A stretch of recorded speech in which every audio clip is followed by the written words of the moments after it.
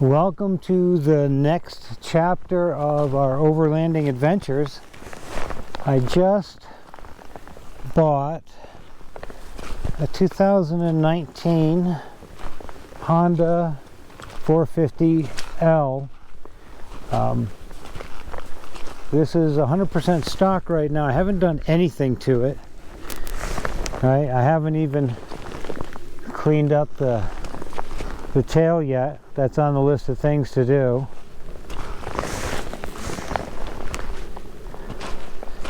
And the plan is to, this summer, do the Colorado backcountry discovery route.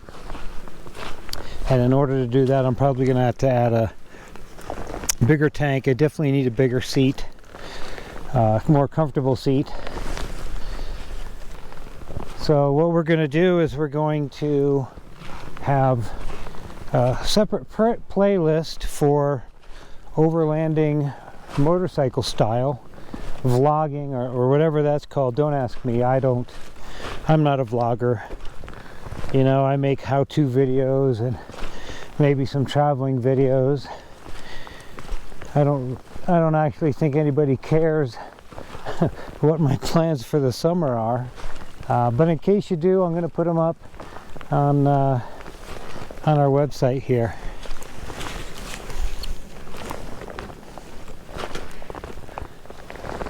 So as far as the Honda goes, let me start off with a little bit of history about myself. I've had motorcycles all my life since I think I bought the first one when I was 19 after I got my real job. After I got a real job.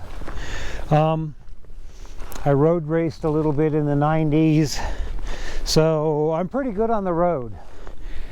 But when it comes to, when it comes to riding around in this crap, well, I'm still trying to figure that part out. So I've only tipped the bike over once so far, and that was in some really super loose sand. I honestly, I really expect to tip this thing over, like, you know, daily, but we'll see how that goes. So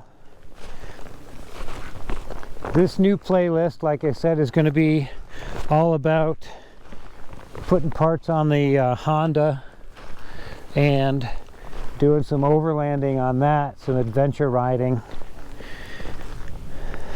So as a review of the new Honda, let me start off by saying it's an awesome dirt bike.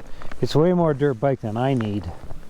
I got it because I had a 250X that the carburetor, man, I just can't get that carburetor to work right in our changing elevation. And I mean, you probably can't see it, but if you look in there, there's no carburetor to mess with. It's fuel injected.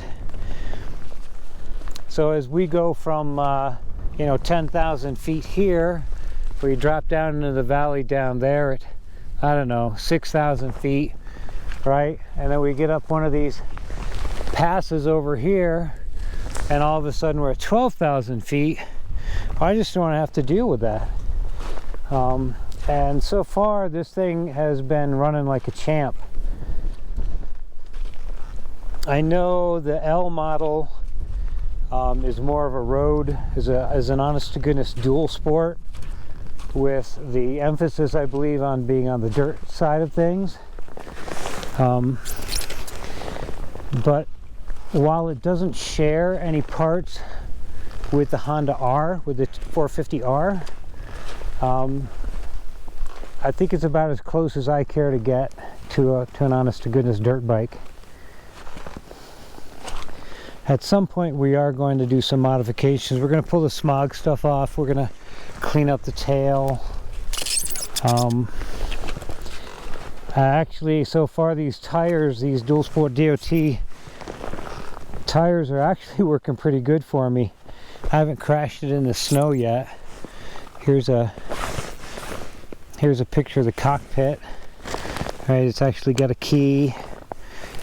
It's got turn signals. It's got a horn, high-low beams, right? It's got all the stuff that a real honest to goodness street bike needs. Having said that, if you're like me, you know, I've never ridden a dirt bike. I've never been purposefully, I've never ridden into the dirt on purpose, except maybe 2 or 3 times in my entire life. I've been a road biker the whole time. If you're like me and you're coming from a road to a dirt bike and you want to get out and explore some of these trails, this thing is perfect. I had a 2005 CRF 450L that is road legal, right? It's got a plate on it, but it doesn't have any turn signals or horn or anything like that. And I'm an old guy. I like to play by the rules and try to stay out of trouble. And I'm always worried, not so much about the local guys, but the state cops. I think they'll come and hunt you down if they see a bike like that on the street. So I'm riding around on this 100% street legal, and I feel so much better. I mean, I'm not worried about anything. This weighs, I don't know, a good 30-40 pounds more than like the dirt bike does, but for that money you get a beefier frame. A lot of that's also in the smog stuff to make it 50 states legal, which we'll pull that off.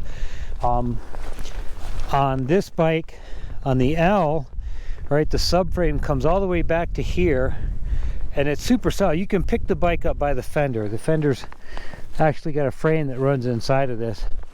I can't tell you how many videos I've seen of people going in there and hacking that off. It's like, if you're going to spend the extra $1,000 to get an L street legal dual sport, why do you cut it apart? Why don't you just go ahead and get yourself an X, right? For $100, throw a horn and turn signals on it and be done. But I keep seeing all these videos of people buying the L and going, oh, all this street stuff's got to go. And don't buy a fucking street bike then. Go buy a dirt bike. Sorry, that's my rant for the day. That drives me insane. It's like people will go out and buy a Tacoma Pro, and the first thing they do is pull the suspension off.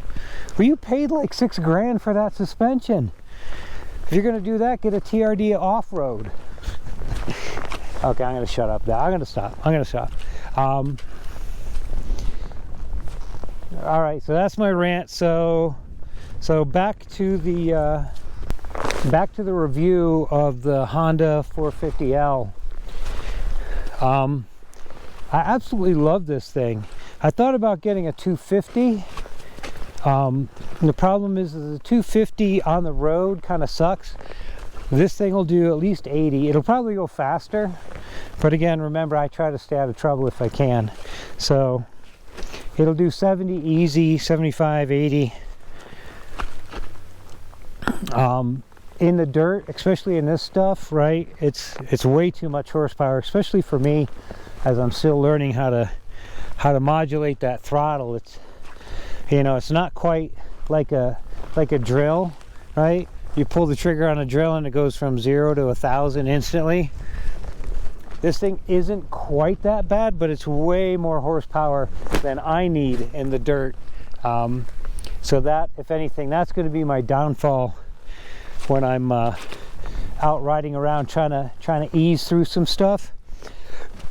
I try to ease through it. Next thing I know, the back end spin, or I try to ease through stuff, and the next thing I know, the rear wheel is just spinning and kicking up mud. All right, well, I think I've talked enough. I'm going to get back on this and ride back down the mountain back into town. I hope you'll subscribe to my channel. That would be awesome. At least subscribe to the playlist if you're interested in the Honda. If you're one of my Taco Overland friends and you don't want to see all this motorcycle stuff, I totally understand. I always hate it when I'm following somebody on YouTube, right, and they're doing all this overlanding and whatnot, and all of a sudden the next time you go on their channel and it's you know, they're decorating their house. It's like, you tricked me and I don't care. So anyway, I really hope that you'll take the time to subscribe, hit the like, throw out whatever comments you have. Suggestions are always welcome. Tell me what you like. Tell me on the Honda, what parts do you like if you have one. What do you think of the IMS, or is it IMS, the 3-gallon tank, the seat concept seat? It's definitely going to get a new pipe at some point. We're going to go do the free mods, like we'll pull the tail off. Tell me what you did. I'd love to hear. I'd love advice. And hopefully along the way I'll be able to hand out some advice and keep you from, screwing up your own bike.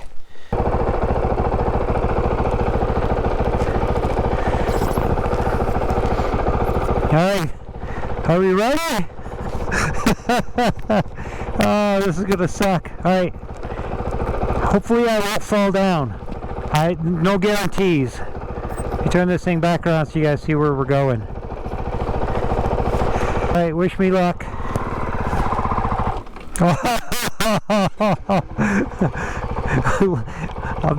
Alright, here we go, wish me luck.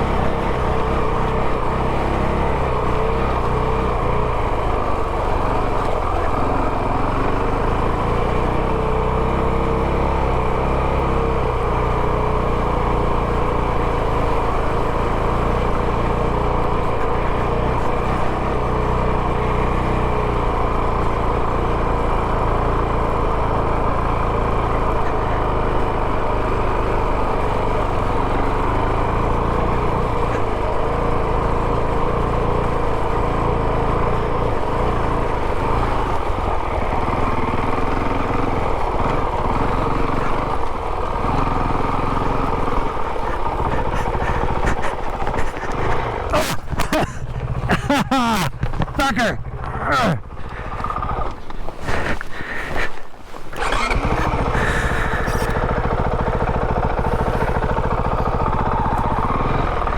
Lost the front end on that one. That sucked.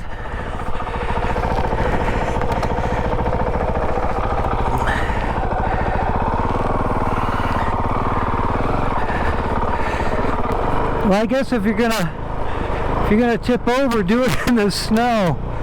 Oh Jesus. Alright, any of you guys out there who are like some kind of motocross teacher, I might need a lesson or two.